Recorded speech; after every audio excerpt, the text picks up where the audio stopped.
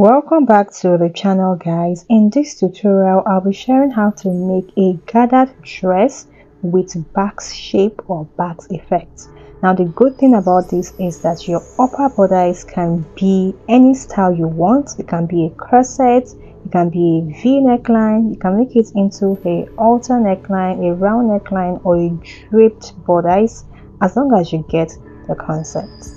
If you haven't subscribed to the channel, kindly click on the subscribe button and let us jump straight into this tutorial.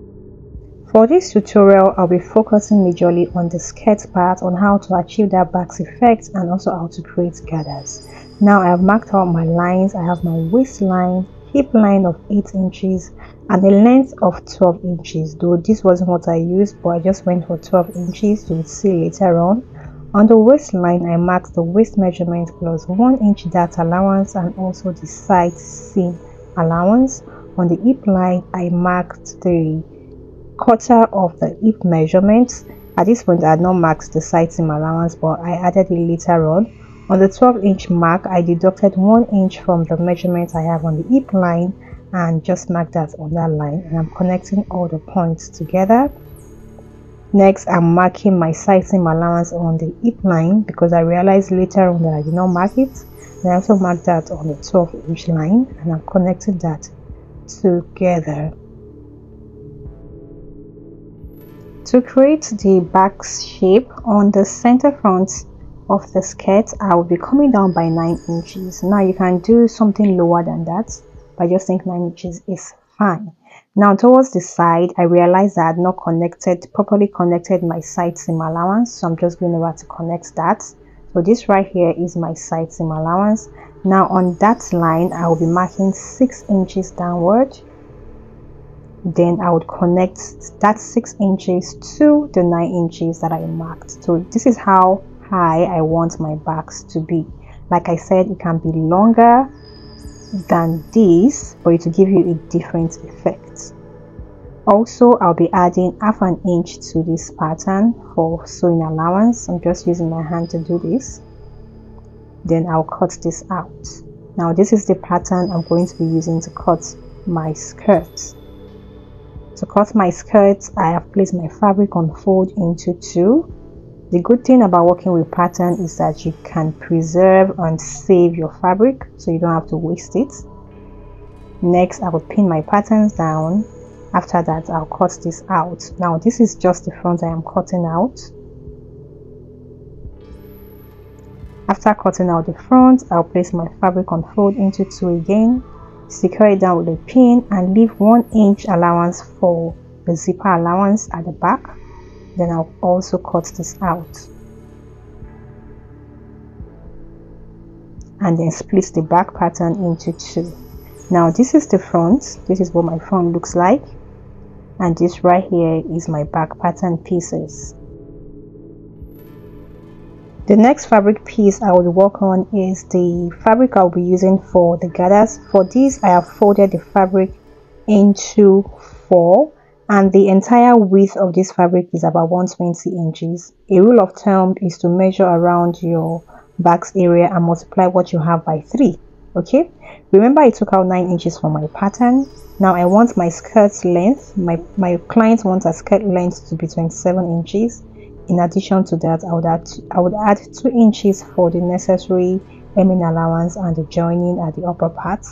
After that, I would cut this out. So I have a fabric that is about 120 inches wide and it's about 20 inches long. For the upper bodice, I fastened the cotton video because the major focus of this tutorial was the skirt part. Also, I have numerous tutorials on my YouTube channel on how to cut a simple bodice. I will be putting the link in the description box. For this particular bodice, I am going for a V neckline for the front, while for the back I'm going for a round neckline. Here I have placed my front on the fabric I'll be using to cut the back, and I'm just using that to create a round neckline for the back. After I've done that, I will then cut this out.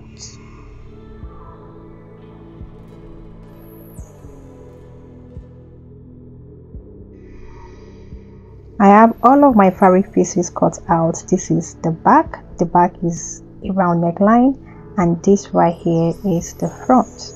I'm going to be using facing to finish off the neckline. To begin sewing, I'm going to be starting with sewing in all of my darts.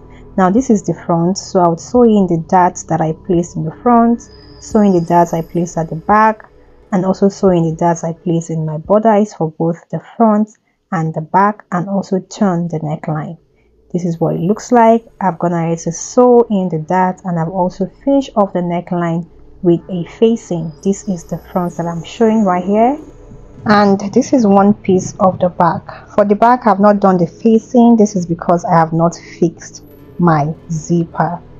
The next thing I will do is to join both the bodice and the skirts together. I'll be joining both the front and the back together. This step is pretty simple. I am done joining as I illustrated, and this is what the back looks like. I have still not fixed my zipper at this point, and here is what my front looks like. This is what it looks like on the inside, and this is what it looks like on the outside. So what I will do next is to join both the front and the back together, and also fix my zipper so that I can finish off the facing of the back. I need to prep the fabric I'll be using for the gathers. First, I would pipe one end.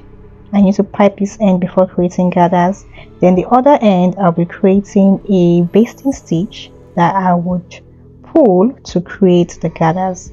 I'm on the sewing machine now, and I'm just trying to pipe the one end of this fabric. Here I am creating a basting stitch. This is the longest stitch on my sewing machine. I will pull this stitch, rather I will pull the thread, and this would help create the gathers. So guys, this is what my dress is looking like so far. I love the shape of the skirt parts. It's really coming out well. I have also fixed my zipper. You can see I used an invincible zip, and at this point I've also been able to finish off the facing of the back. Next thing would be to join the gathered fabric to the dress, the body of the dress itself.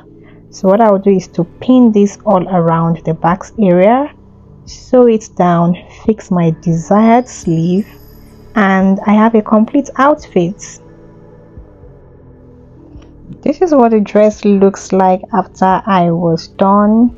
I love how flowy the dress looked without looking necessarily big, right? It looks really so good.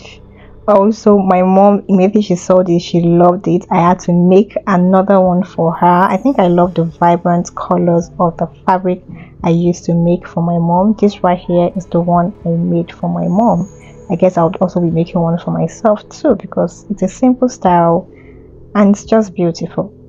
If you found this tutorial helpful, kindly give it a huge thumbs up. If you haven't subscribed, please click on the subscribe button below, turn on your notifications, share this video, and I would see you in my next video. Goodbye.